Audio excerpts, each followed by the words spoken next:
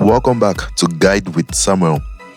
If you want to create a new Zap that is similar to one you already have, duplicating it can save you time. And guys, here's how to do it step by step. First, sign into your Zapier account and open your dashboard. Next, find the Zap you want to duplicate from your list of Zaps. Click the three-dot menu next to its name. From the drop-down options, select Duplicate.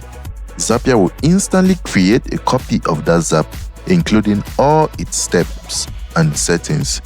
You can now open the duplicated Zap, rename it, and make any changes you need without affecting the original. And there you have it, guys, a quick way to reuse your workflows without starting from scratch. If you found this helpful, don't forget to like and subscribe to Guide with Samuel for more helpful tutorials. Thanks for watching.